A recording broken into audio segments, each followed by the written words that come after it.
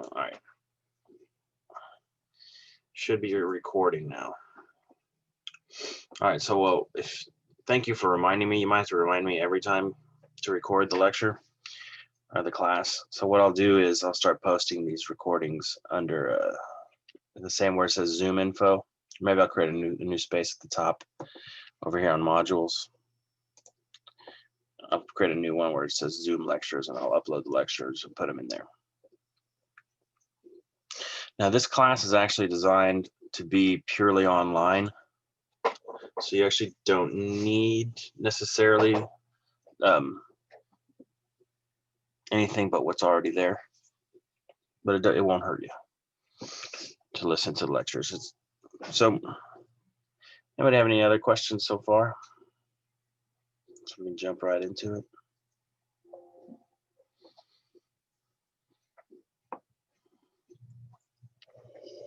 Out of coffee.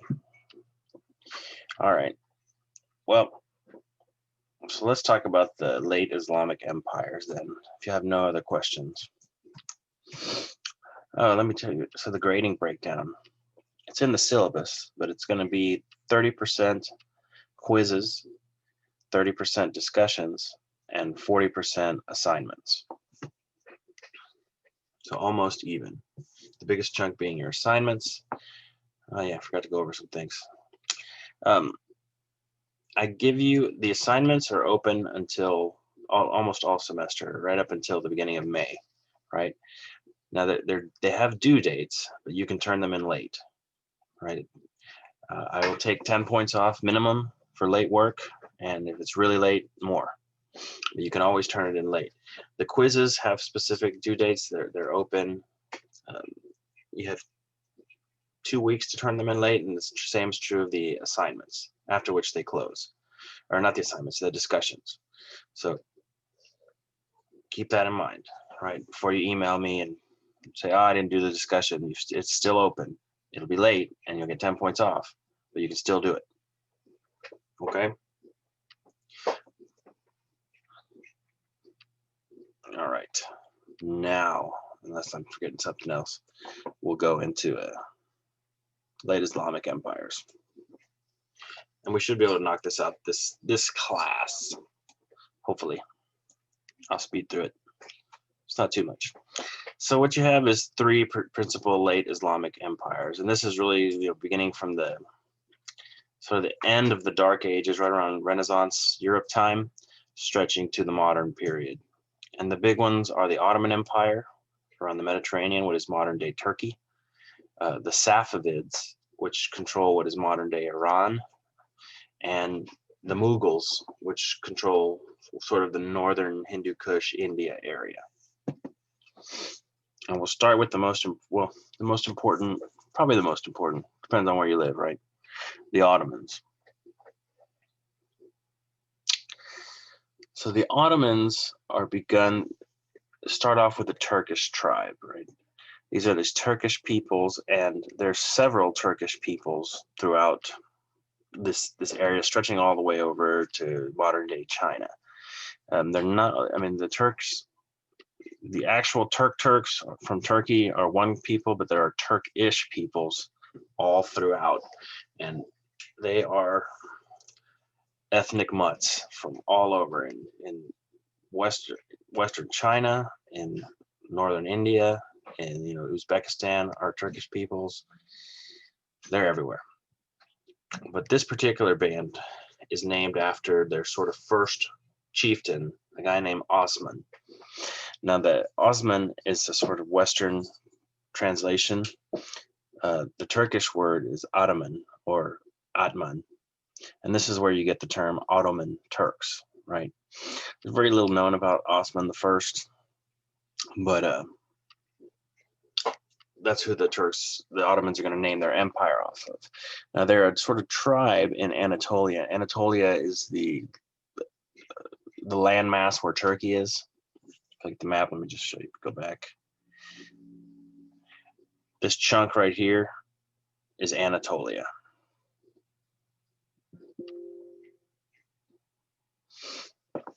So prior to rise of the Ottomans, this area is controlled by the Seljuk Turks, who control a pretty large area, but they're collapsed by this period, right? Probably at the end of the 1100s is when they collapse. And there's still little areas controlled by them, and this is where the Ottomans begin. And they will fight them and begin to control little chunks. And their first little chunk is called the Ottoman Beylik. And a Beylik is sort of like an emirate, like the Arab Emirates. It's sort of like a little territory controlled by an Islamic ruler. So they take over from the Seljuks, and from about 1300 to 1400 begin to conquer Anatolia, sort of uniting neighboring Turkic tribes, but also attacking primarily the Byzantine-controlled areas. Right, here's Nicaea, remember from the Council of Nicaea. All of this is eventually going to fall to the Ottoman Turks, as well as all of this, right?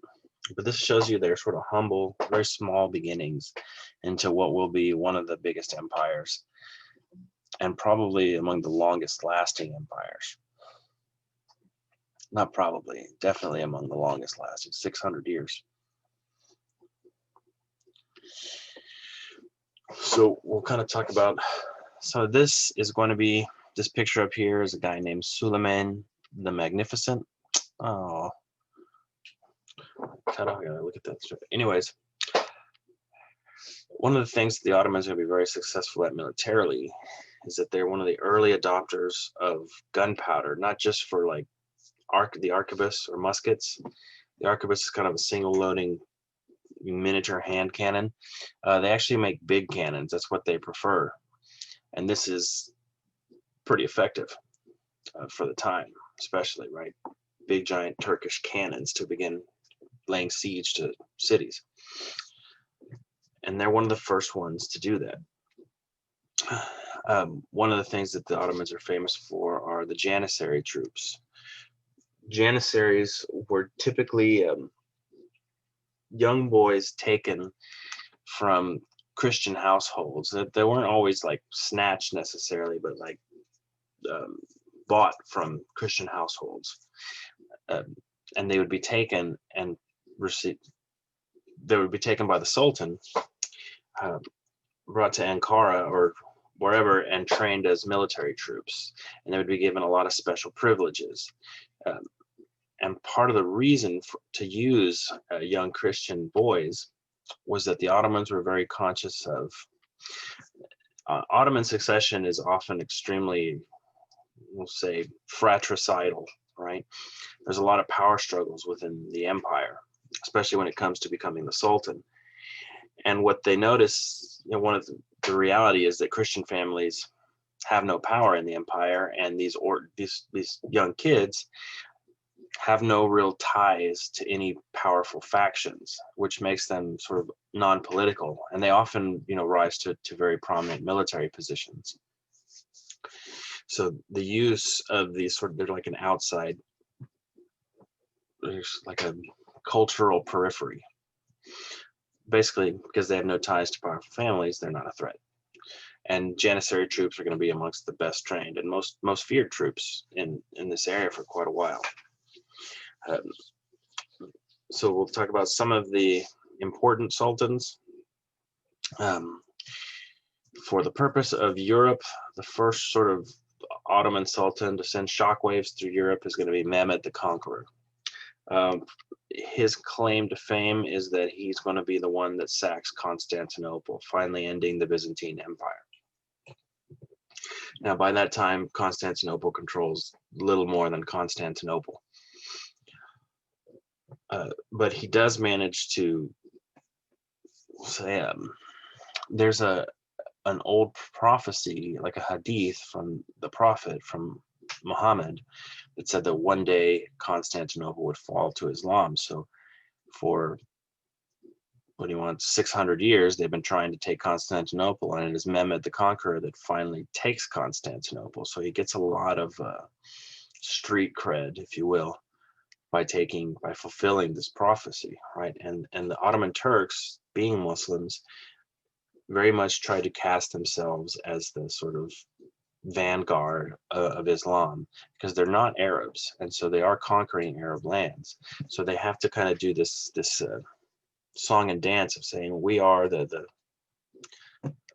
what do I want to call it, the flag bearers of Islam.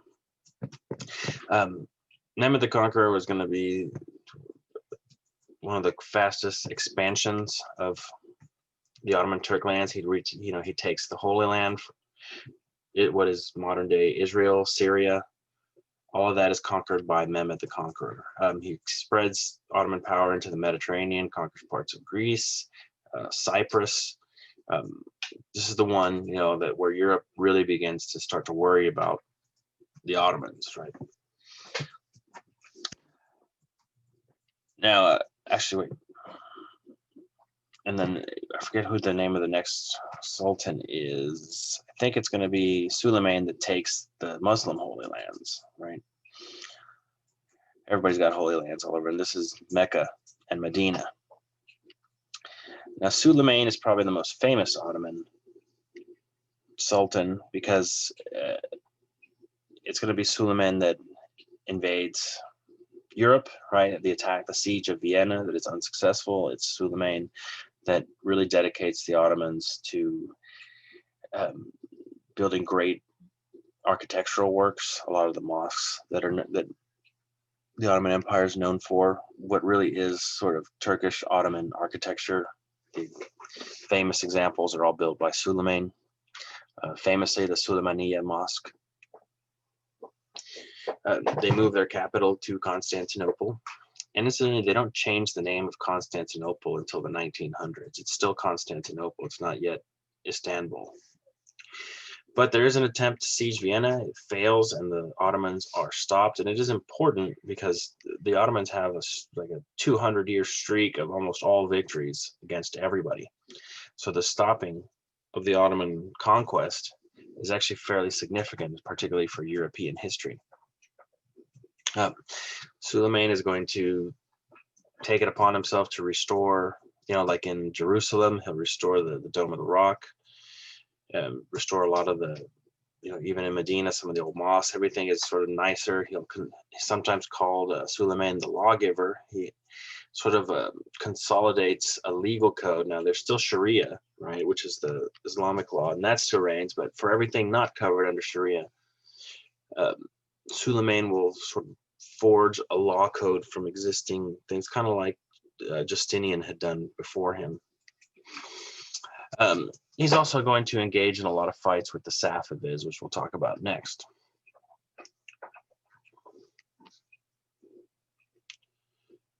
You know what? Yeah. So this is going to be the expansion of Ottoman territory. Right, beginning in Anatolia into Syria, gradually taking down here the Muslim Holy Lands, then taking Egypt, northern, what is modern day Libya, Tunisia, Algeria, all of this area, right? Controlling North Africa, and then you can see them spreading into Europe, right? This is why, if you look at this, this is what, then I remember this area used to be called Yugoslavia, right? It used to be a country, and the fall of the Austro-Hungarian Empire became Yugoslavia. In the 90s, there was a lot of ethnic, religious tension there, to put it mildly, right? It was Christians and Muslims killing each other in this area. All of this is due to the Ottoman conquest years before. This is the spread of Islam into this area.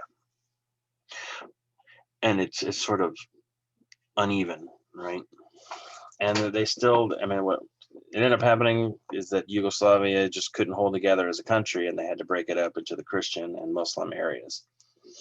And you'll find that this is often true when you have the sort of ethnic religious clashes.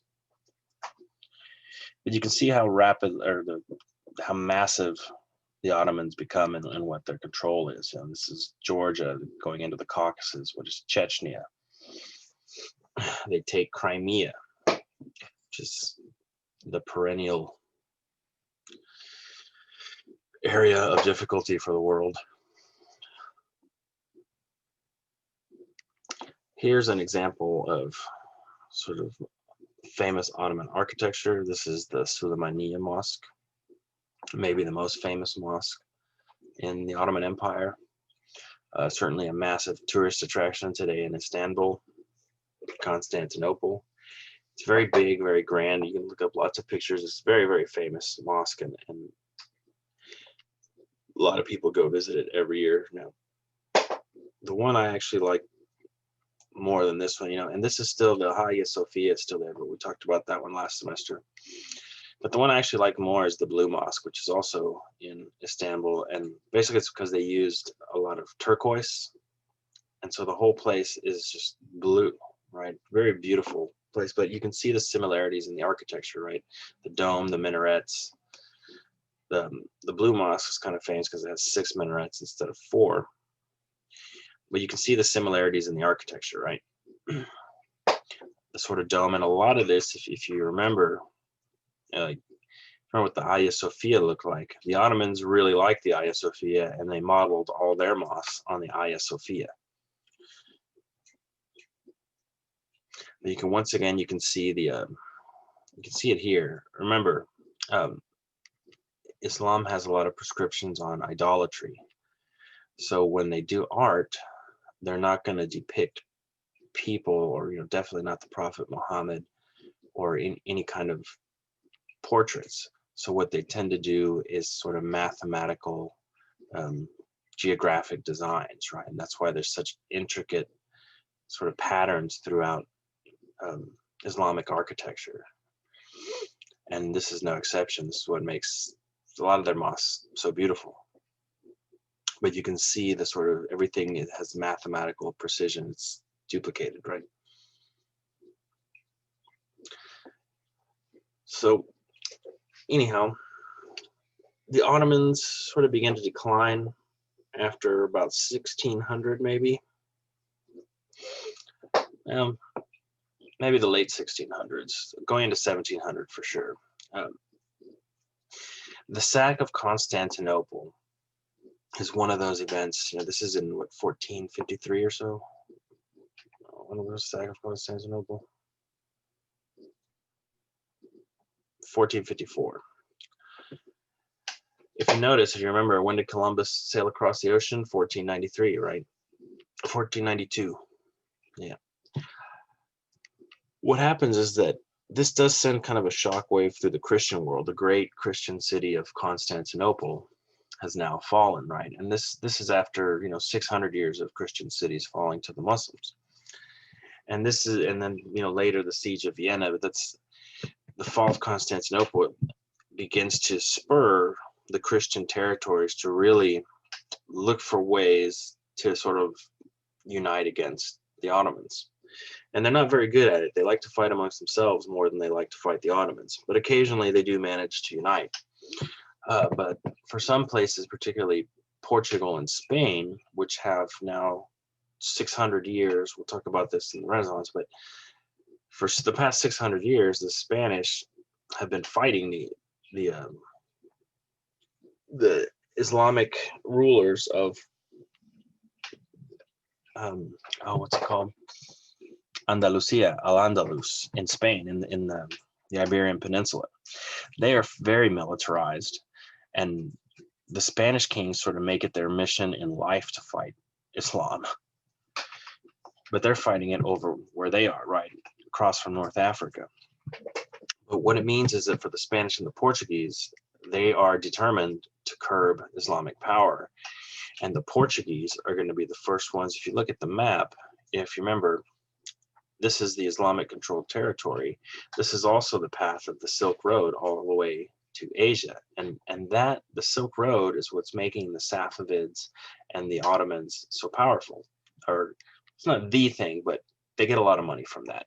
And so over here in Spain, the Portuguese, or in Iberia, the Spanish and the Portuguese are the first ones to decide, is there some way that we cannot give them money? Let's just bypass the Arabs altogether, or the Muslims altogether. And it's the Portuguese that begin studying, really investigating, famously Prince Henry the Navigator, sending naval expeditions to try to go all the way around Africa to get to India and China, so that you don't have to trade with the Muslims. And they are eventually successful, right? So something to keep in mind that, we'll talk about it later, but the presence of the Ottomans is one of the things that really spurs European exploration, right? It's that desire to circumvent the Ottoman lands and the Safavid lands, really the Arabs or the Muslims entirely, to try to get to Asia. And if you remember, what was Columbus's goal, right? He wanted to get to China or to Asia generally by going the other way. So, and all of that it's kind of really accelerates with the sack of Constantinople. So in a lot of ways, the rise of Europe is in no small way due to their long fight against the Muslims. Now, the Ottomans are going to be significant players in European politics for quite some time, really right up into the 1900s, and they are resurging today. Turkey is now, we'll kind of talk about modern day Turkey later. Slavery in the Ottoman Empire. Slavery is huge. I think we've talked about this in the Islamic lands. In the Ottoman Empire, at its peak, slaves are about 20% of the population. Now, unlike the sort of northern Arabs, because the area that the Ottomans control is there in Europe, they do a lot of slave raids into Eastern Europe, right? Slavic lands, the people that are Lithuanians, Poles, Romanians, all those people are often where the Ottomans get the bulk of their slaves. There is a sort of tendency for some people say that the word slave comes from the term Slav. I don't think that's true. I think that's just a weird coincidence. But it's one of the legacy of abuse and slavery on Eastern European peoples is one of the reasons even today the Eastern Europeans friggin' hate the Turks, right? And there's so many fights between Christians and Muslims. It's still very much alive in their sort of cultural memory that these people enslaved them. And they do, there's a problem in the Mediterranean of sort of slavers launching raids into, the Italian coast, everywhere they can in Europe, but particularly in this area here, right, of slave raids into Eastern Europe and to just seize whole villages of people. And people tend to remember that and not like it. Now, the Ottoman Empire is going to get itself involved in a lot of fights in the Eastern European area with the Slavs, of course, the ones that they enslave. Those areas tend to rebel pretty much all the time, just sort of constantly, unsurprisingly. The Ottomans are going to get into big fights in the Mediterranean and then on land, particularly with Russia. The Ottomans are going to fight with Russia, almost to the present day, right? Right now they're getting along, but it's not long before the Turks and the Russians start fighting again, because they've been fighting for like 600 years. In the Mediterranean, they're going to fight with, the Italians, the Portuguese to some extent. The Portuguese, will actually begin, once they do circumvent Africa and begin trading with India, they'll set up trade colonies and try to control the Indian Ocean. And that's going to bring them in conflict with the Ottomans again, because the Ottomans control the Persian Gulf and they can get right out to the Indian Ocean. So that brings them into naval battles, sort of far from home for the Portuguese, but nonetheless, all of these fights begin to just drain on the Ottoman Empire. The 1600s, they lose part of their territory, like Baghdad, to the Safavids, the other Islamic empire. And eventually in the 1700s, European invasions of North Africa will take North African territories. Spain will take parts of Tunisia. France will take Algeria, what is modern Algeria for Luke. So this area, Libya and this area is going to go to France Tunisia is over here. This is actually going to go to Britain. The British are going to take this. Over here, the Spanish are going to take Tunisia. And yeah, this maybe it's not Tunisia. What is this called? Anyways. ¿Qué chingado se llama? ¿Cómo se llama el área que está al norte de? Anyways, can't remember what this country. What is it called? Who remembers? How can I not remember this? La chingada. Anyways, the Spanish take this and they will hold it. They actually still hold parts of it today. There's a, Ceuta is right here, and what's the other name? And another little town. But the Spanish still control part of North Africa. But they still haven't given it back, and they're probably not going to. I don't know by now if they haven't given it back. But the Ottoman Empire begins to get hacked apart, right? Little by little. By the time of World War I, it's really just this purple area, if you can see this pinkish purple area.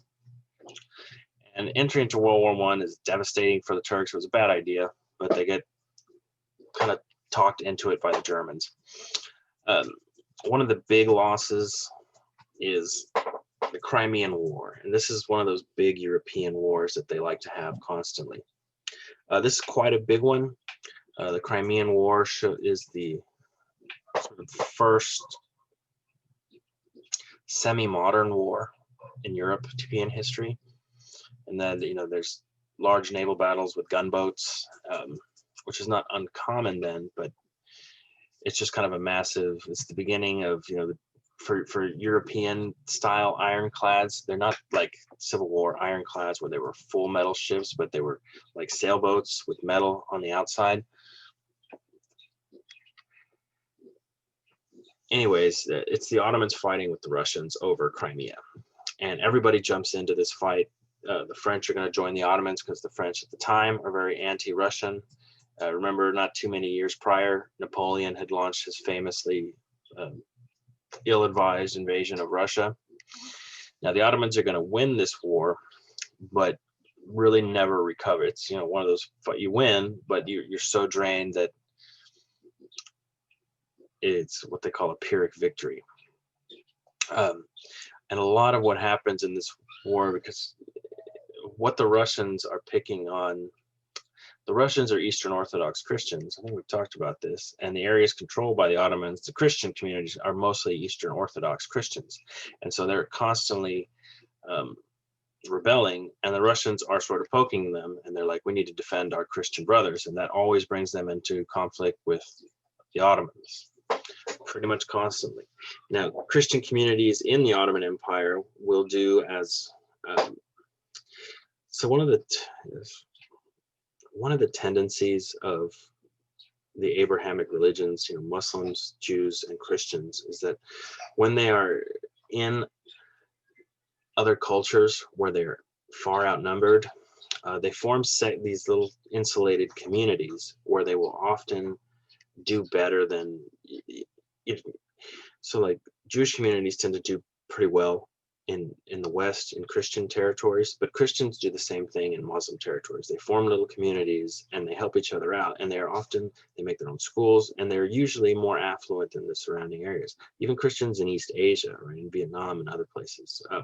Muslims do the same thing. Like in India, Muslims are a minority population, but they tend to be economically better off than, say, the majority Hindus. And this happens just everywhere. It's just kind of how it is. And you can write a thesis paper on if this is some intrinsic feature of Abrahamic religions. I don't know. But in Turkey, in the Ottoman Empire, the Christians form their own communities. They have their own private schools. They're often much more affluent than everyday Turks. And this inspires resentment by Turkish peoples. And this culminates as the Ottoman Empire sort of winding down and falling apart. You get these reformers called the Young Turks, right, who want to sort of reform the secular reformation of the Turkish Empire, of the Ottoman Empire. They're fairly brief and fairly unsuccessful. They try to modernize the army, but they also sort of spearhead this nationalist movement that targets Armenian Christians to give you the first and sort of telling genocide of the 1900s, right? And this is directed at Armenian Christians. It's unsure how many are killed. I think it's somewhere in the neighborhood of 600,000 or 700,000 Armenian Christians. Now, interestingly, this is still an issue of great contention with the Turks. Basically, they deny that this ever happened, that it's a lie. There's tons of evidence of it. They don't want to face up to it. You can read, and if you really want to get into it, you can read the American ambassador to the Ottoman Empire is one of the actually kept sort of meticulous records about what was going on there, and probably because the Americans didn't really have a dog in this fight because it's the Ottomans versus the Europeans, so it's a good sort of third party analysis. But there's lots of letters, there's lots of pictures. It's sort of weird. What's really weird, that those guys on the news people, the Young Turks that do the news, that they're sort of like left-wing news people, and they call themselves the Young Turks. And a lot of people have pointed out to them, hey, that the Young Turks is this group of people that committed genocide, and they're like, no, that's that, and they just kind of avoid it. And I suspect that these guys, they made that name without knowing that that's what the original Young Turks had done. They just thought it sounded fun because they're of Turkish origin. And then later they found out, oh crap, we picked the name of some people that were really bad. But now they're that's their name, so they don't want to have to change it. I don't know, I think they're just kind of screwed in that regard. Just a bad choice of names. But anyways, Turkey joins World War One. They join on the side of the Germans and the Austro-Hungarians, and this mostly because they want to fight the Russians who are on the other side. And it just breaks them, and that will be the end of the Ottoman Empire. Of course, the Ottomans, the Austro-Hungarians, and the Germans lose the war, and in that loss, the British will sweep in, and a lot of issues happen, right? Because we'll talk about World War One later, but the British were trying to secure allies to bring down the Germany. Once Russia was out of the war, Germany had probably could have won the war. And this is one of those things that leads to it's all these issues that come out of World War One. But in the British wheeling and dealing trying to gain allies, they end up stoking nationalist fervor in the Arab part of the world to try to get them to rebel against the Ottomans, to take the Ottomans out of the war. And in that process, they promise the Arabs a unified state. And the Arabs remember that the Arabs have now been sort of under the rulership of the Ottomans for 400, 500 years, right? And the Ottomans sort of rule the Middle East and with kind of an iron fist, right? This is why, right now, today, we think the Middle East is a messy, chaotic place. The Ottomans ruled it just fine for 400 or 500 years, largely due to just an iron fist, right? But it was a unified territory. The Arabs have been wanting to get their own, country for a very long time. To this present day, you still see, pushes of Arab unity, right? To some extent, that's what ISIS was about, was creating an unified Arab state. Nobody's going to let them have it.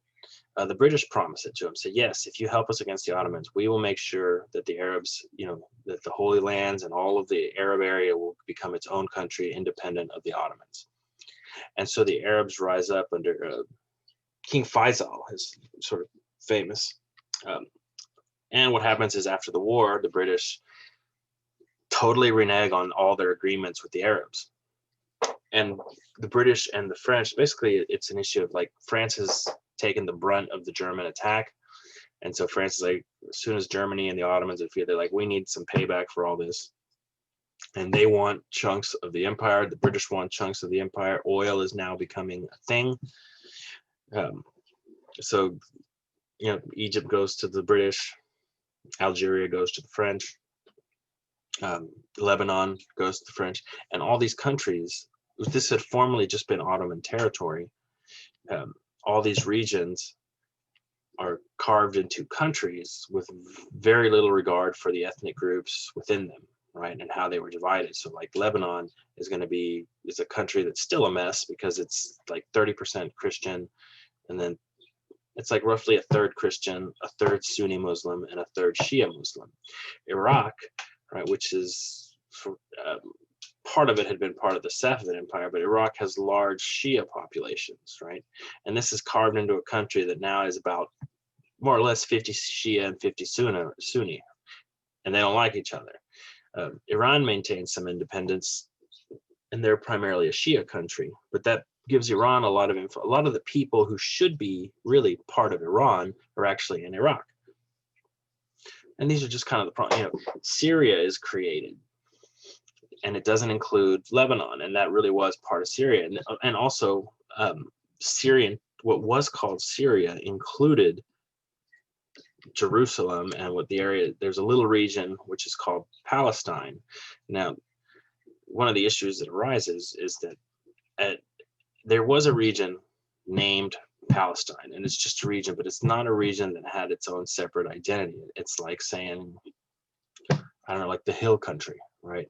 Is the Hill Country like a ethnic group? It becomes an issue now because not only did the British promise the Arabs their own country and renege, they also promised a group of there's a movement called Zionism, and there were Jews in Europe who wanted to form their own country, a Jewish homeland. And one of the places they wanted was the city of Jerusalem, which did have a Jewish population. And it is a sort of holy site for Jewish people. And they also promised the Jews that. Right? So they promised everybody everything, but really they just make all sorts of, what happens is when you're fighting a war, you're like, yeah, we'll give you whatever, just help us win the war. And then once the war's over, you're like, well, I can't give everybody everything. We kind of lied. We just wanted you to help us win the war. And now, sorry. And this is going to leave a very lasting legacy of disorder that's still with us in the Middle East, all from the loss of the Ottomans. And what's even more fun today, really in the past like 5 or 6 years, is that the Turkey, right, under Erdogan, who's the current president / authoritarian leader of Turkey, is very much drumming up this old Ottoman sentiment of we need to like extending, Turkey is really coming alive now in Europe again and involving itself militarily, particularly in Syria. And there's a sort of sentiment of Europe is worried about it, right? France is the only really country in Europe that's starting to do something about it. But you'll see from the assignment, if you look at the comments about Turkey right now and their involvement, you'll see tons of comments that are like, I'm North Arab and I want the Ottomans back to take the Holy Land and like that kind of stuff.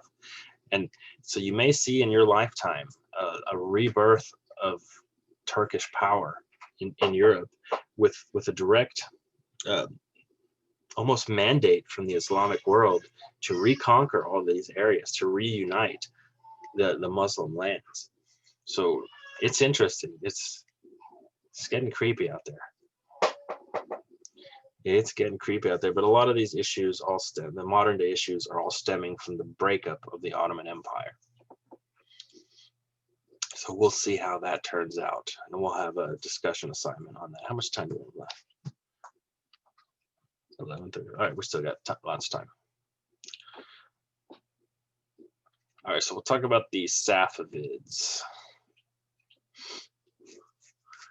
And here you see, again, remember Islamic, by now you should be able to recognize Islamic architecture when you see it, right? All the mathematical designs, geometric designs, patterns, very beautiful. The Safavids really focused a lot on creating pretty things. They're very much a sort of cultural empire, not quite as militarily focused as the Ottomans.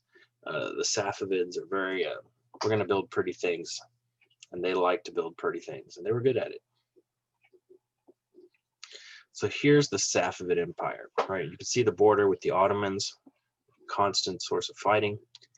But this area here, right? All I don't know if we can mark it up. Yeah, let's see if I can mark it up a little.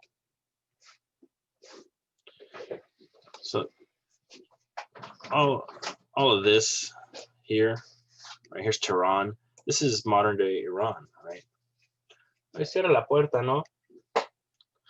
This is modern day Iran. All of this. And here you can see, this is, here's like Afghanistan, here's Turkmenistan. All of this area is going to be controlled by the Safavids. And the Safavids are based on Shia Islam. And they're going to be the ones, it's really the first Shia power. And they sort of cement Shia control of this area. And what that means for the modern day is that Iran is a Shia power, right? Is a Shia country. And this is what it's all, where it all kind of starts. How do I get rid of these markings? Clear. They're all drawings. Okay. But the area controlled, like while this is modern day Iran, about here, all of this, right? It's a massive territory, and stretching into those places that nobody really talks about, like Turkmenistan and Afghanistan, northern Afghanistan, Tajikistan, Kazakhstan. All of those have strong Safavid influences, which are also on the rise again. But this is kind of the birth, the progenitor of modern day Iran. Now, the founder of Safavid Persia is the Shah, right? Which would, the Shah means king, become an issue again in the 1950s and 60s. Shah Ismail. Now, Ismail, part of what makes Shia is that in order to be the leader, like the caliph, for the Shia, you have to somehow be descended from Muhammad's, at least his family. And of course, Shah Ismail claims to be descended from Ali, Muhammad's nephew. He's like first, I put cousin, I think it's his nephew and stepson. But the Shah Ismail is going to begin the sort of military unification of the region. The founding of the official sort of school of Shia that will be the primary religion of the empire. And it's Shia Islam. Shia Islam is, we'll say, significantly more colorful and interesting than Sunni Islam. The Shia there's actually all sorts of Shia, and that one of the things that they believe is what's called the 12er school, or the 12 Imams school, is that there are 12 divinely inspired Imams, and I think 11 of them are known, and then the 12th Imam is like the prophet that will one day come to, not quite a prophet, but like a religious leader that will one day be born to unite the Islamic world. It's something that's very unique to this school of Shia. Like, most Muslims don't believe this, and it's one of the reasons that the Sunnis are constantly like, this is heresy, this is not real Islam. But the Shia Muslims, that's what they believe. There's a lot of interesting things in Shia, especially around this particular school of Islam, that are, well, interesting. We'll say colorful.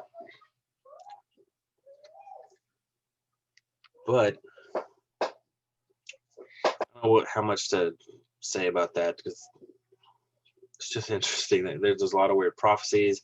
There's these schools for each of the legendary imams, from the imams of the religious leaders. It's a school of Islam that, remember, Shia is a minority of Muslims. I don't know what percentage of Muslims are actually Shia, but I think it's about 30%. And even within that, there's many more. The Shia are much less unified than the Sunni. So, it's kind of like, I'm trying to, like, maybe an equivalent would be,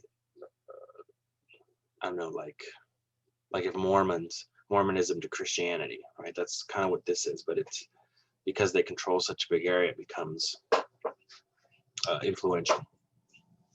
If you notice that, like, Mormonism is significantly different from a lot of other branches of Christianity.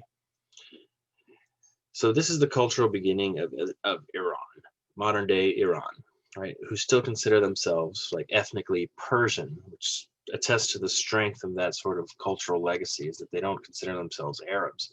They consider themselves Persians. After King Ismail dies, you have a couple succession of Shahs until you get to Shah Abbas about 80 years in.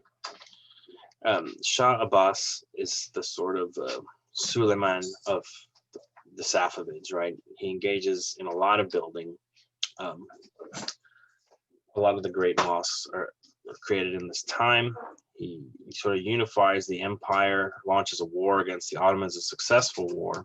There's actually many conflicts with the Ottomans, but this is the one where they capture Baghdad, right? And remember, Baghdad is for Muslims, it was the old great capital, the sort of pinnacle of Islamic society for quite a while. So it's a big win for the Safavids, and they got to stick it to the Ottomans. They're sort of perennial enemies.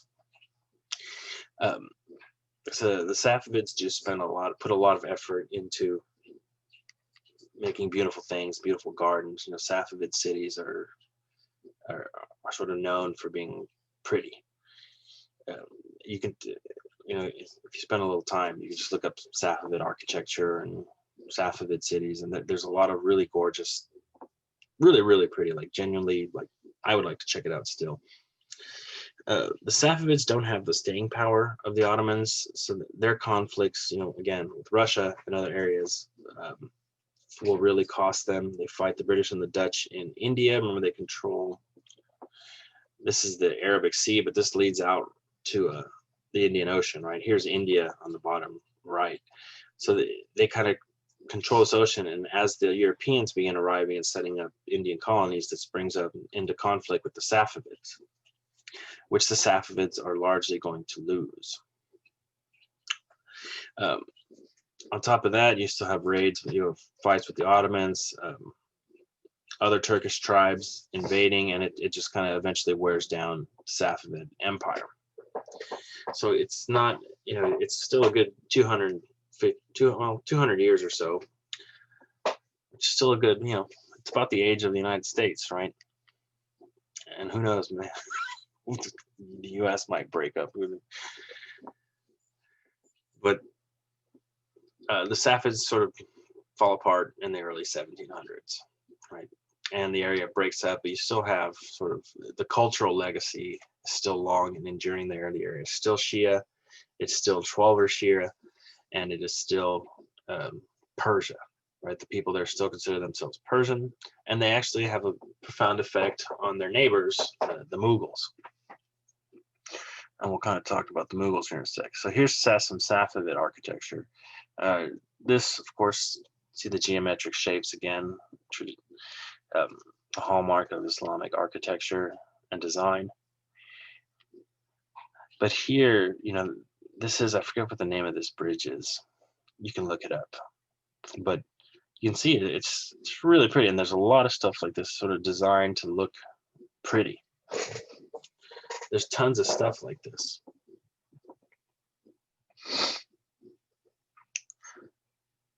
So this is in, I think, modern day Turkmenistan. So it's still, you know, this giant garden with moss, and it's really spectacular to look at. It's one place I kind of want to go. But we can't because we're poor. Well, anyways, we'll move on to the Mughals. The Mughals are some of the most fun ones. The Mughal Empire has a lot of modern day consequences, just like the Ottomans. But it's in an area that we tend not to focus on so much because it's, you know, India and East Asia.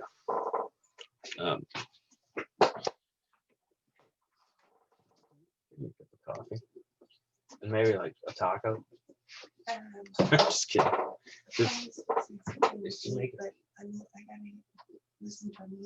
All right. sorry, I'm sharing my office. So we don't talk like, so the Mughals control northern India, right? They're going to be this Islamic empire that actually comes to dominate most of India. They spread a lot of influence into what is modern day Bangladesh. They're the reason that Pakistan exists. And they also sort of trade a lot with East Asia, along with the Safavids. But it's the Mughals that kind of probably are the primary reason that you get Arab traders going to places like Malaysia and Indonesia, right? That's why those countries are primarily Muslim today. So they have this interesting legacy enduring in India and the Indian subcontinent and in East Asia particularly, that is once again an issue. What's going to happen? Well, we'll talk about that when we get to the discussion, but there's a lot of problems of sort of ethnic and religious conflicts, as you will see. This is what happens when big empires break up. They unite a bunch of people, they spread their own culture into different areas, and when the empire collapses, you'll often have ethnic groups that had spread with empire that are now basically stranded amongst people that are nothing like them, right? This is true of pretty much every empire historically, right? And even doesn't have to be empire. Like you still have like during the Soviet Union, ethnic Russians that went to Turkmenistan, that was part of the Soviet Union. Once the Soviet Union collapses, you have these groups of ethnic Russians all over that are now sort of stranded in countries that don't so much like them, right? Same is true, Germany used to be, Greater Germany ended up stranded, when they lost in World War I, they lose all this territory, and now you have Germans in Czechoslovakia and in different places in Poland, just kind of stranded. And this kind of happens, and it can often have very long-term negative legacies, as we'll see. So the Mughals, the first Mughal ruler is Babur, and Babur so the word Mughal is the sort of Indian word for Mongol. And Babur claims descendancy from Genghis Khan, right? Which is, everybody's descended from Genghis Khan in this area. I think like 1 in 13 people in this region are descended from Genghis Khan. That's a lot of raping and pillaging that the Mongols did. But the Mughal, the Sultan, will launch an invasion sort of from what is modern day Afghanistan into what would be modern day Pakistan, right? And then north into Delhi or south from the north into Delhi and these places. But he launches a sort of incursion into India, successful, and they begin to seize territory in northern India. Now the Mughals are true mutts. They're part Indian, part Mongol, part Turkish. They're just total mutts, and they're going to be highly, inspired by the Safavids, actually, and Safavid culture. They're not going to be Shia, but they end up adopting some of the, like the Persian language. They'll use that as their official language, right? They want to distinguish themselves from the majority Hindus. And as they become more successful, they begin gradually taking over northern India and then spreading their influence south. So they take, how India's kind of a cone. They take over the top, really like the top left part, and then just begin to sweep down over the years to control almost all of India. And this, of course, leaves a legacy in India. More than 200 years of Muslim control of India. And the Muslims, the Mughals, and really Muslim culture will always be a minority culture, a profound minority, like maybe 10% of the population at their peak is Islamic. The rest are Hindus. So this creates a different dynamic, right? They're never sort of successful at imposing Islam on the Hindus. And you'll have successive Mughal sultans take different approaches. So you have like Akbar, sort of famously, as he's conquering, he's wise enough to know, well, let's try to find some way to let everybody get along, right? And he puts real effort into sort of reconciling Islamic beliefs with Hindu beliefs. And if you know anything about, if you, I don't know how much y'all studied Hinduism last time, probably not very much, but Hinduism has a lot of flexibility in it. It's still polytheistic. So like they can incorporate, like for instance, Buddhism comes out of Hinduism. How did Hinduism handle Buddhism? They just incorporated. They just said, well, Buddha is probably, like one of our gurus. And so we'll just bring him in. He still fits within the pantheon. He's just, hi, Mom. Quit being distracting. Go to work. I'm trying to find some earphones. Don't sass me. There's some earphones right here. Here. Thank you. So Hinduism is really flexible in this regard. They can kind of adopt, because they are polytheistic, and plus because they kind of believe in what's called the gurus and these kind of things. They can adopt other gods and just say, well, that's just a manifestation of Agni or of Indra or of Shiva or whatever. And so you can kind of sort of try to find a wedge to get Islam in there. And certain sultans like Akbar famously will try it with very, very mixed success, right? But the fact that he tried speaks well for Akbar. I think it's his grandson, Aurangzeb, doesn't, right? He just said he's actually a very zealous Muslim, and he says we need to subjugate the Hindus. That's got to end. That is the devil's work. And consequently, Aurangzeb is hated in India to the present day. Hey, plug in the headphones. I did. Well, I can hear it.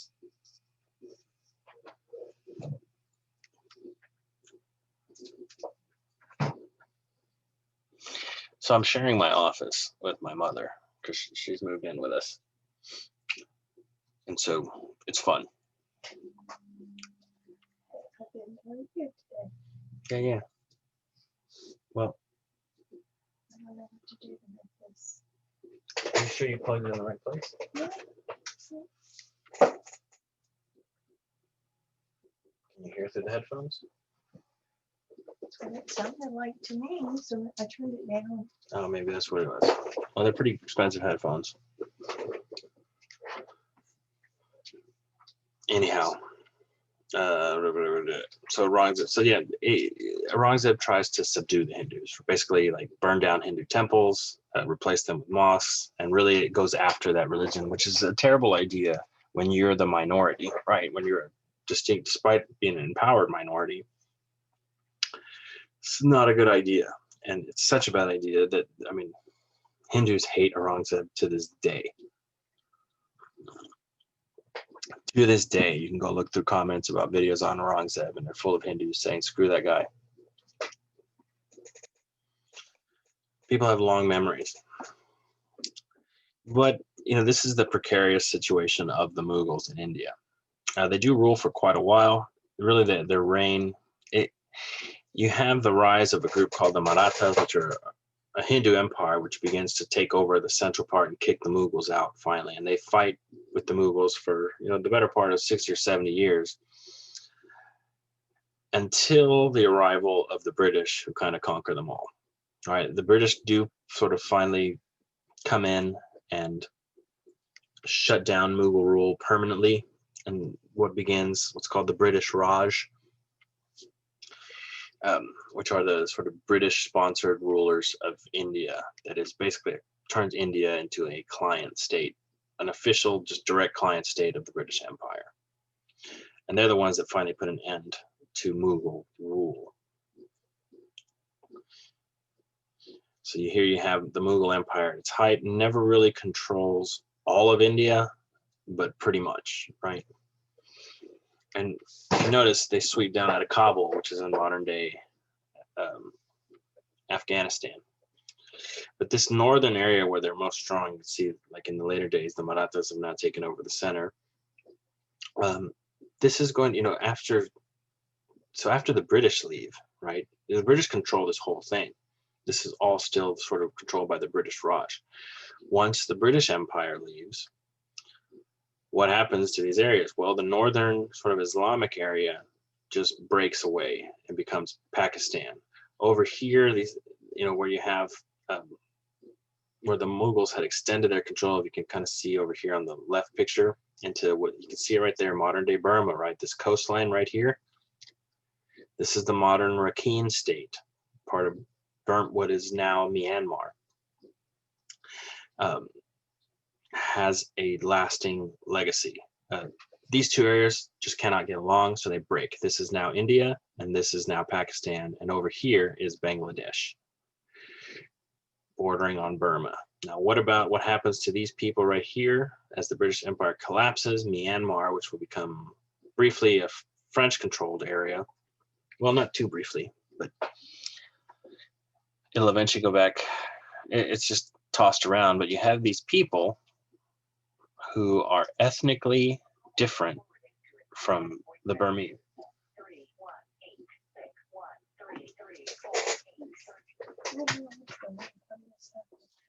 Hold on, we are experiencing technical difficulties.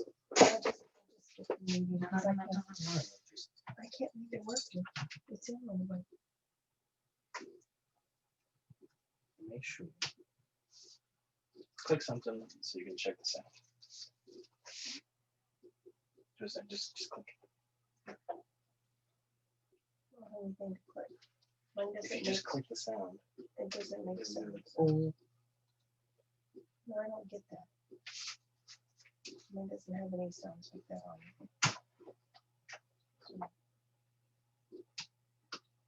Try without the extension. Well, let's go back into that, turn the meeting on. Just do the meeting.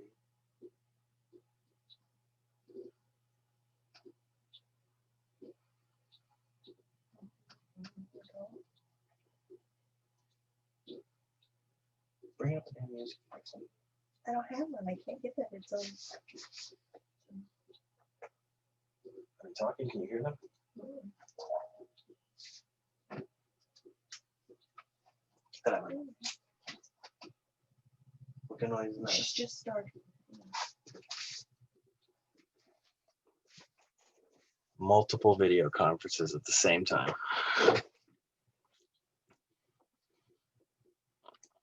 You can bring up the volume and mute the speaker volume. That might do it. I have the audio, the microphone on. So anyhow, looking over here, where's our little pen? See this area right here? I can see that, right? This is what is the modern day Rakhine state. Or not, it's not really a country, they just call it the Rakhine area. Again, one of those, is it a real region or no? This is now in modern day Myanmar. The people here, as you'll see from your discussion assignment, do not look like, say, East Asians, right? And they're Muslim. East Asia is primarily British or Buddhist, British. So once again, the collapse of this empire, remember the empire has spread, left its culture and put cultural roots in different places. And as the empire collapses and recedes, people are kind of stranded here.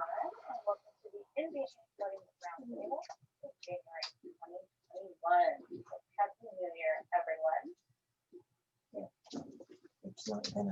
What the fuck is all that? I don't know. Chris, just, that's okay, don't worry about it. Don't worry about it. Go finish your class. Well, I mean, I've got 4 hours. That's okay, I'll review it later. Alice will let me know. You're kitchen hours. Okay.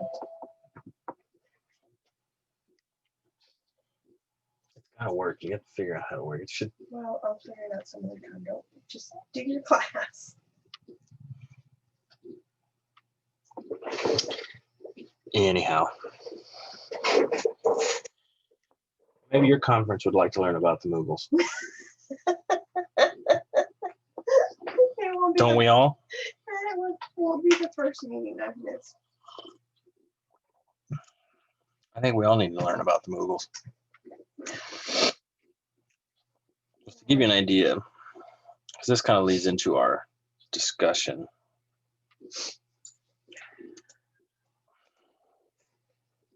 The people that live in this area are today referred to as the Rohingya.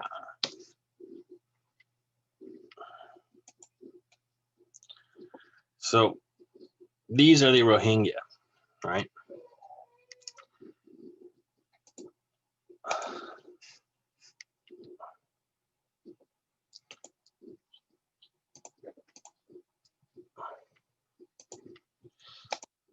Now let's look at the Myanmar people.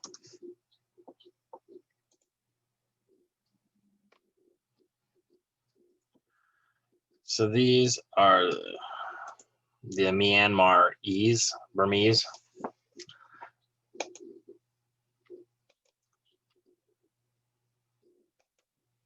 Is there something different about these people?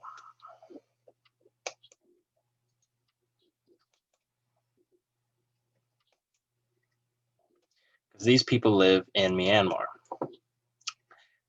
Now, the point of view of the Burmese, or the sort of hardliners, is that these people do not belong here. They're not the same ethnic group as us. They're actually Bangladeshi illegal immigrants. This is one of the big hotspots for ethnic violence right now in the world, all owing to the Mughals. So I'll bring that up here again in a second when we look at the discussion assignment. Because when you get to these, reporting on ethnic violence, reporting on anything these days is a total mess. But you'll kind of see it's kind of hard to figure out what the hell is really going on. Mughal architecture, very famous, the Taj Mahal, right? Probably the most famous thing made by the Mughals. This is actually a sort of crypt for what's his name's wife? Which ruler? Akbar's? Was it Akbar? I don't think it was Akbar. It's another guy. But anyways, he makes a crypt for his wife, and it is now one of the most famous pieces of architecture in the world, the Taj Mahal.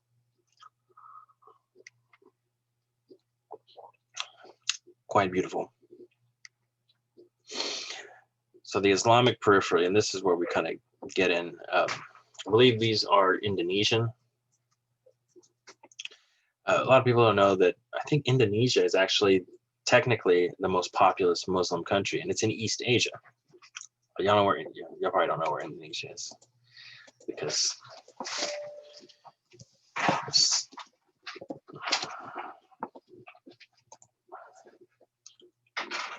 to bring it in.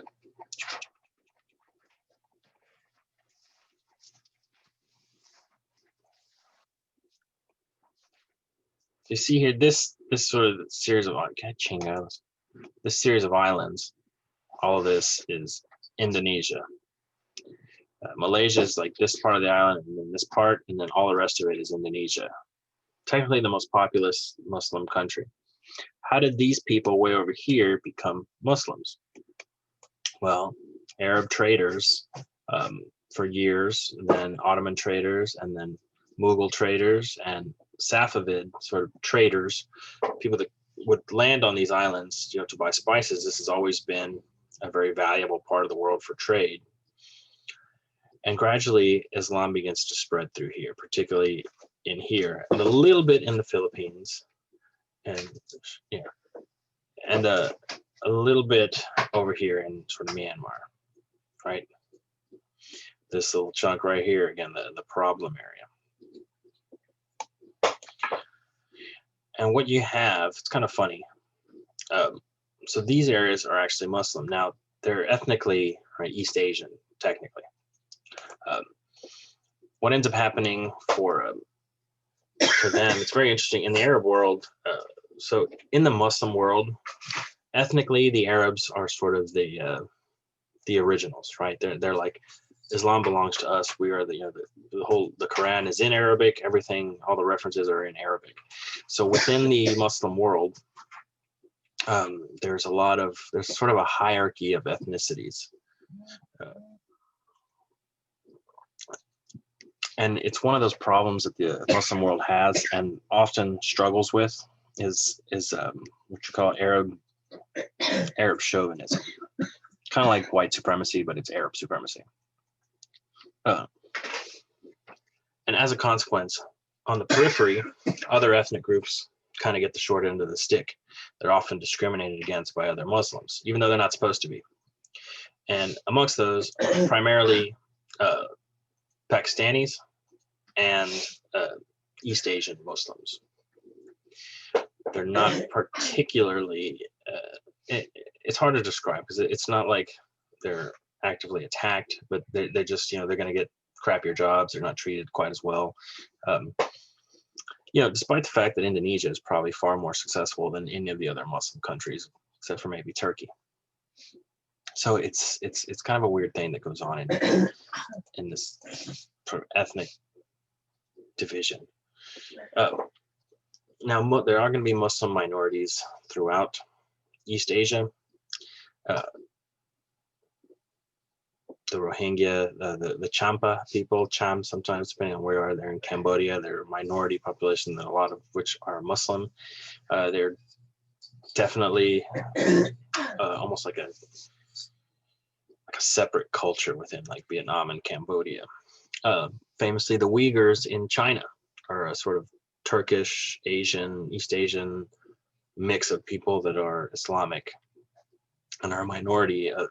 And these are these are all problem areas. If you know anything about the Uyghurs, they're basically on the receiving end of what's looking very much like a genocide right now in China. Putting into concentration camps. Recently this year you had satellite photos of, I think, 7 or 8 giant crematoria, which is never a good idea. And the world is basically pretending not to notice because nobody knows what to do about it. But the point is, you get a spread of Islam in this period, in the late Islamic period, into East Asia, right? This part of the world. And it's sort of interesting. So like Indonesians and Malaysians who live in this kind of area, to give you an example, like if you go to Vietnam today, you see tons of Malaysian tourists, right? And they're, Islamic. They have, the whole garb set up, not quite is it, I forget which one is the burqa and which one is, well, the scarf. And they go basically to Vietnam, and there's a lot of interesting things going on because I've spent a lot of time in Vietnam and in Japan, right? They go, so I ended up hanging out with this Indonesian girl and this lady, and she asked me to show her niece around Tokyo. And I was like, yeah, no problem. And, she's Muslim, she's got her headscarf. The second we get to Harajuku, she's like, hey, let's go get some beer. I'm like, okay. And all she wanted to do is like drink beer. And I'm like, hey, aren't you Muslim? And she's like, yeah, but it's Tokyo. So it doesn't count here, I guess. But then like Malaysia has a very interesting setup. I was talking to a guy from Malaysia. Quite a few Malaysians are pretty cool, but he was telling me, so I was talking to a couple of, actual Malaysians who were, to be considered by the government an ethnic Malay, you have to be Muslim, right? And they still have apostasy laws and that kind of thing. And I talked to one guy who was Muslim Malay and then another guy who was Chinese Malaysian. There's a very large Chinese minority, like 20% of the population is Chinese and they are not Muslim. And they actually have separate courts. So Malaysia has basically like 2 different governments that work in parallel. And basically Muslims have to obey Sharia law, but no one else does, right? And what the guy was telling me is that it's super weird because the Muslim population in Malaysia is essentially oppressing itself, right? And like Muslims are second-class citizens in their own country. And it's not the Chinese minority. The Chinese minority tries to get rid of Sharia law, and the Muslims like, no, this is our Sharia law. And there's a minority within the Muslims that is empowered that wants to, to stay a Muslim country and obey is Sharia law. But what the guy was telling me is like, we're not allowed to convert. Like if your parents were Muslim, you have to be Muslim by law. And, he says, yeah, most of us, it was really interesting because he's like, yeah, most of us don't really care. Like, you just stay out of trouble, and nobody's making you go to, to the mosque every day or pray every day. They're just like, you're technically, and on your birth certificate, it says you are Muslim. And if you have a certain kind of problems, you have to go to the Sharia courts. But it's really interesting because they're conscious of this, and they all want what the Chinese and the Hindu sort of ethnic minorities, that their legal system, they have a separate legal system in their own country where they're just like, why do we have to follow these laws? And they're imposing it kind of on themselves. So it's really weird. It was really interesting. And of course, that guy was drinking beer in Vietnam because he can. He's like, it's Vietnam. I know. I wish I could record some of these conversations I've had in the world because they're super interesting. I can get just random drunk ass people you meet in bars.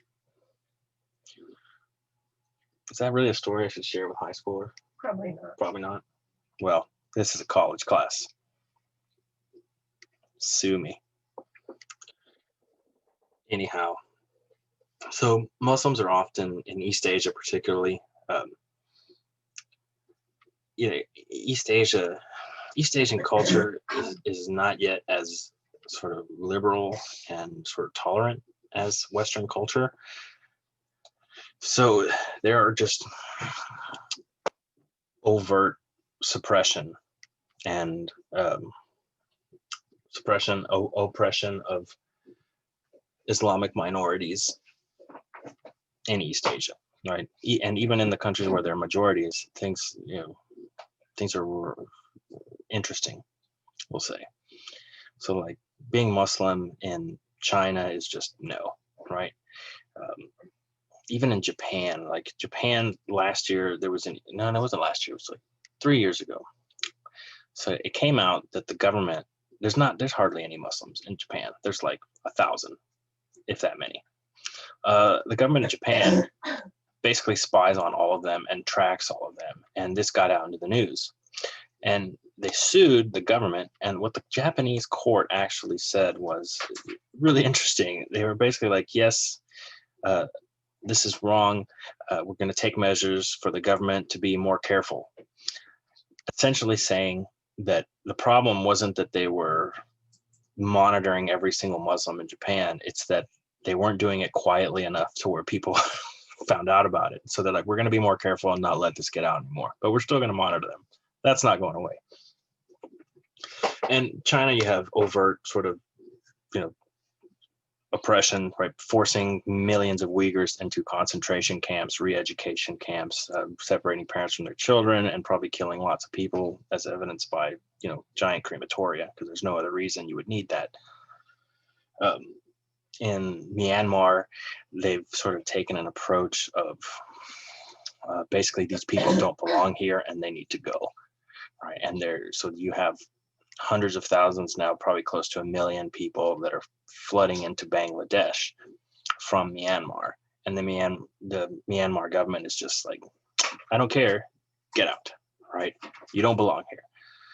And despite that, those people really kind of have been there for hundreds of years due to the Mughals, but that was then, and this is now, right? And you have a lot of radical nationalist Buddhists in Myanmar, and it seems like a contradiction. Like, how can Buddhists be aggressive and violent? Well, that's what you get to figure out. Part of it is the sort of reporting around the thing. Maybe we'll talk about that in the discussion. but it creates these very interesting and dynamic problems in East Asia, and even in the Mediterranean sort of European world of, why are parts of, you know, Serbia Muslim? Well, because of the Ottomans, right? Why is there a part of Myanmar that's Muslim? Well, because of the Mughals. Why is Indonesia a Muslim country? Again, like, and how do they interact? So you have like all these problems that arise again from empires spreading out and then contracting and then just leaving their mark in areas where they're minorities, right? Just kind of, what's huérfanos? It's like I can't think of the word in English. Just sort of abandoning people. They're like castaways within other cultures. Huérfanos. Orphans. Orphans. Yeah, sure. Orphaned. They're orphaned. Marooned. So let's see. Yes, yeah, so here you can see the Islamic trade routes that begin to spread, and you can see, so this here, down here, is the Straits of Malacca, one of the most important straits in the world, but it still funnels most traffic into East Asia, and then as now, it's hugely important, and that's where Islam begins to spread, right? This is Malaysia, down here is Indonesia. And just like the Europeans, everybody wanted to get to China, right, to trade. Here's Canton, which is sort of modern day Hong Kong. Up here closer to I forget what this region is called, but getting to China, getting to the Philippines, getting, the spice trade in this area was just as important for the Arabs as it is now for global trade. And the spread of Islam follows the trade routes. So we already kind of jumped ahead and got this, but the collapse of the Ottoman Empire. So you get all the problems you have in the Middle East. Syria and Iran and Iraq, they're all fighting each other. It's a fractured area. You have the Kurds, which complicate things because they're in sort of southern Turkey and northern Syria and northeastern Iraq. They never got their own country, and they're a pretty large ethnic group that wants their own country called Kurdistan, but because they're divided into 3 different countries, it's a big problem. And this is all, when all else fails, just blame the British. They were total dicks to everybody. So it's the British' fault. I mean, they just screwed the whole world. Pinches British. So you have nations created out of just at the whim of the British and the French. They just decided this is where the line's going to be, and people there be damned. This creates the whole Palestine issue is further exacerbated by Zionism and by the British guarantee of a Jewish state in the Holy Land. So it's guaranteed to cause a problem. You have the Shia populations in Iraq, right? One of the big issues around the Iraq invasion of the United States and why it's falling apart is that nobody planned for this. There's massive Shia populations, and the Shia populations in Iraq are very much sort of culturally beholden to the Persians, Iran. So one of the things that the United States discovered here in the past 10 years is that once you bring democracy to Iraq, they all vote to get along with Iran, and we hate Iran, but Iraq is pretty much an extension of Iran culturally. How does that work out? Nobody knows. They didn't plan for it. Yugoslavia. Now, y'all don't remember Yugoslavia because it broke up before you were born, but I'll show you Yugoslavia.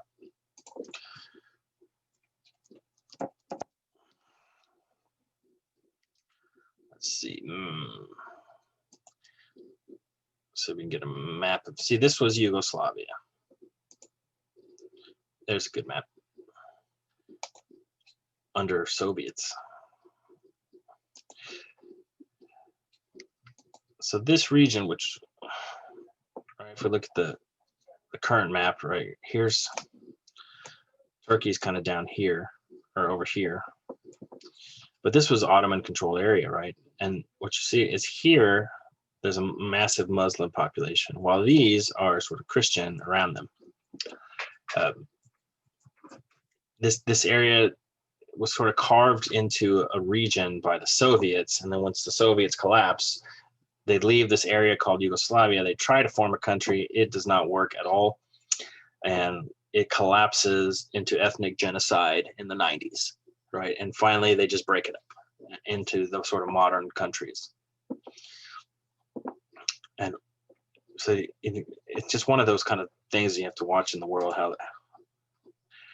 how past empires can really, and the breakup of those empires can really screw up things in the modern period. Safavids, Muslim populations in Georgia and the Caucasus, right? This is the Chechens and the Georgians. Again, the perennial problem area for Russia. Remember, Russia supported the invasion of Iraq. Back when America and Russia still got along, the invasion of Iraq and the crackdown, the war on terror, right, under Bush, Russia hugely supported it.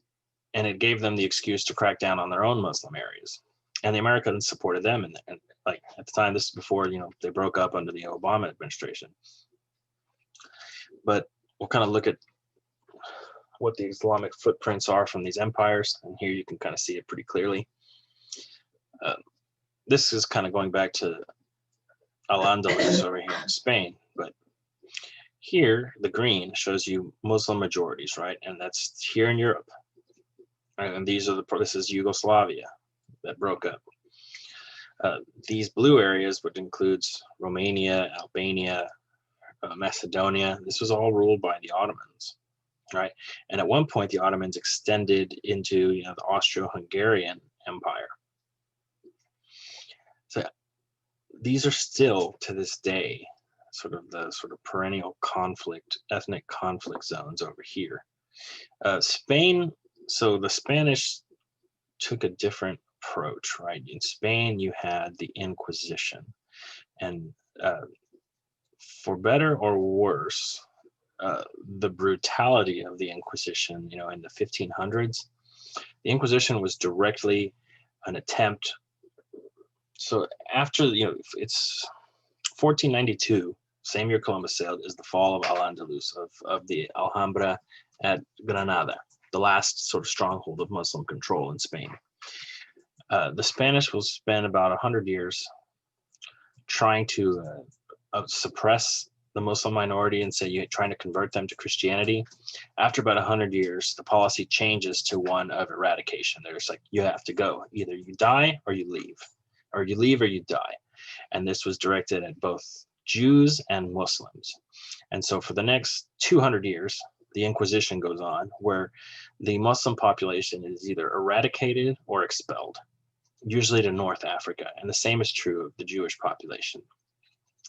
But modern day, and it's so thorough and successful, right? 200 years of ethnic cleansing in Spain has left a population. There pretty much is no Islamic footprint in Spain anymore. No, the Inquisition is as bad as it sounds of everything you heard, right? It's people being tortured and forced conversions, and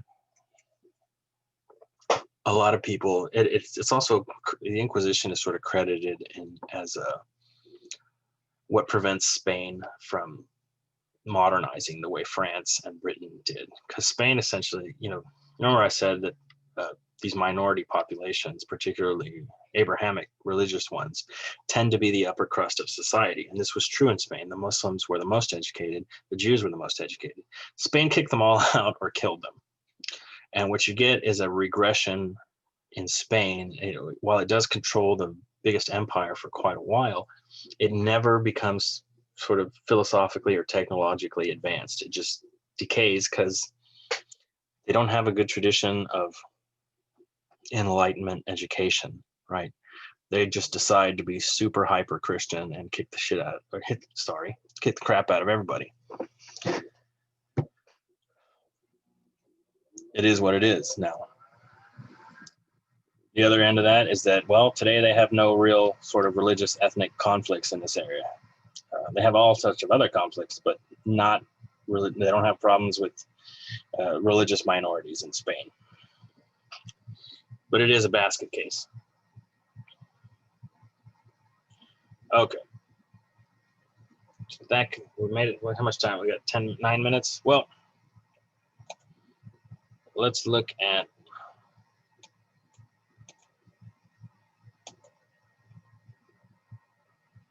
Okay, so see, so these are videos. Somebody mentioned. Oh yeah, one of the videos on the Rohingya. It's so. Where is? This is the Palestinian conflict.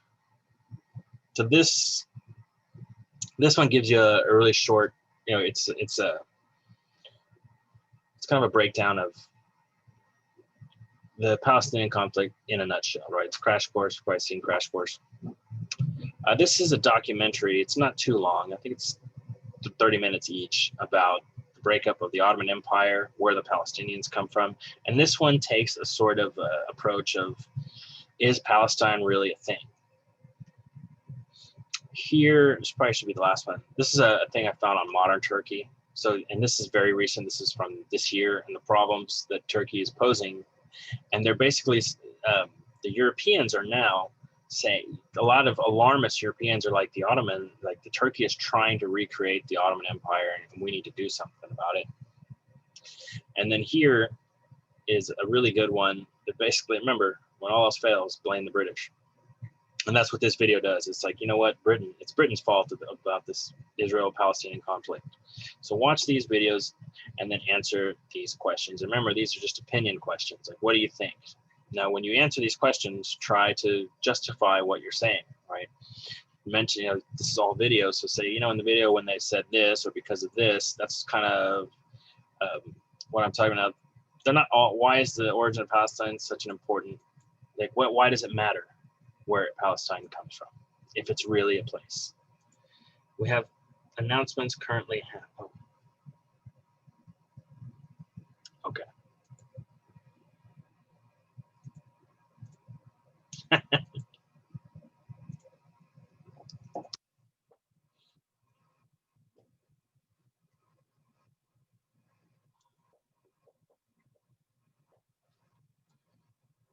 We're good to go now. Yeah. Okay. Well, so just to recap, watch these videos and then answer the questions, right? We'll talk about this more next time. We got like 5 minutes or so. What time does this class end? Does it end at 11:30? Where's my little thing? 11:35? Yes, 11:35. Well, we'll talk about this next time. In the meantime, just sort of review and get to work on watching these videos. And we'll talk about the discussions next week. Okay? And be prepared next week. I'm going to start asking you questions. I want, like, a discussion means we talk about stuff. So the first discussion about the Ottomans is due on the 25th, which is Monday. We will talk about it then. Oh, I should have made it due Sunday. Well, too late now. Monday. Let's see. Monday is your B day, right? The 25th. I can show up. I can do a Zoom. Oh, thanks, baby. We're almost done. I can do a Zoom on Monday, as it turns out, until they screw with my schedule again. I can show up for your B days, and I have the calendar. Okay. The only days there will never be a Zoom is Fridays, because I have to do meetings. It's like the college schedule is only Monday through Thursday. So Fridays, there's other stuff I have to do, and I can't Zoom with y'all. But Monday through Thursday, I'll have a schedule. I'll try to get on here every time to do these conversations. If not, just remember that this course is designed to be strictly online anyways. But this way you can enjoy my stunning conversations, right? Which you love. And my foul, poopy mouth. I'm working on it. I'm not used to teaching high schoolers. Give me a break. All right. Any questions?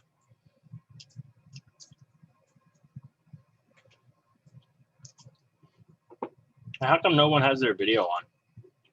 Kenneth McMullen has his video on. That's the only person. Good on you, Kenneth.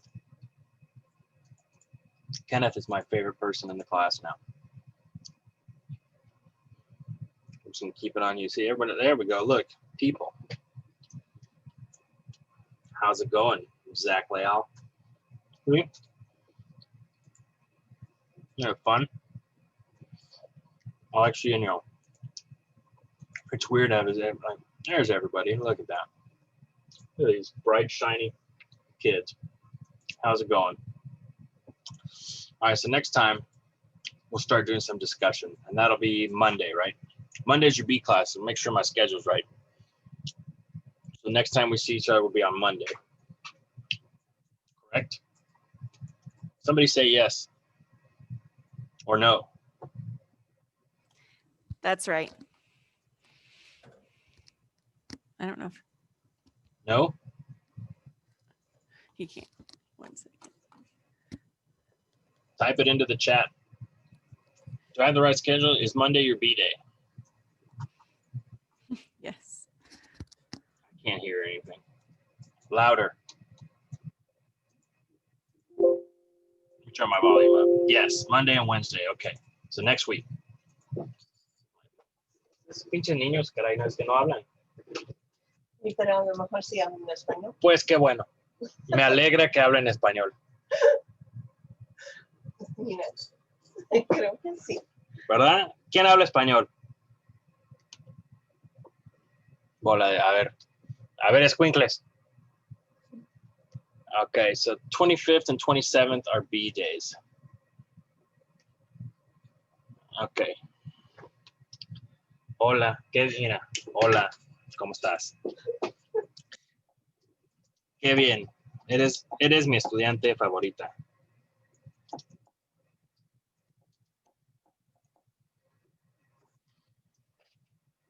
Okay, so any questions?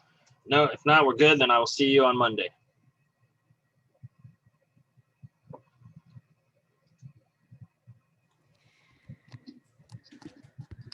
All right. Can you hear me?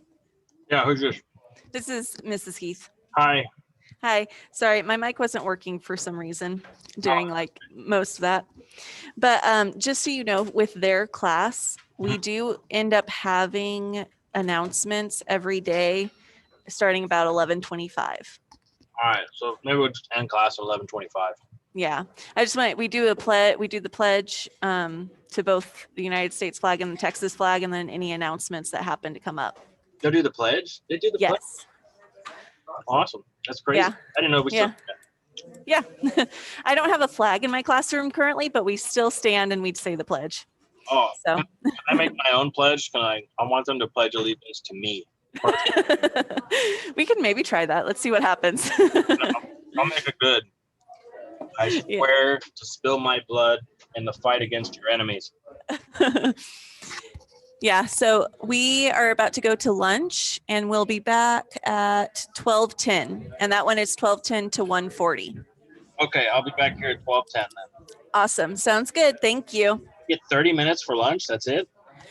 Yeah, we get 30 minutes. The kids sometimes get a little bit longer depending, but for the most part, it's 30 minutes. Oh. So, yeah. Like fascism. Sounds like that place. I kind of agree. 30 minutes is really quick. All Yeah. right. Well, I'll see you in 30 minutes then. I guess I got to wolf down lunch. Feel free if you need to. I mean, you can set a later schedule too if you need to, because it usually takes about 5 minutes for me to take attendance, make sure everybody's here. So if you want to, you can always, adjust your time a little bit, but that's up to you. We'll see how it all works out. We'll just try to stay on schedule for now. All right. Sounds good. Thank you. All right. I'll see you in a little bit. All right. Bye. Bye.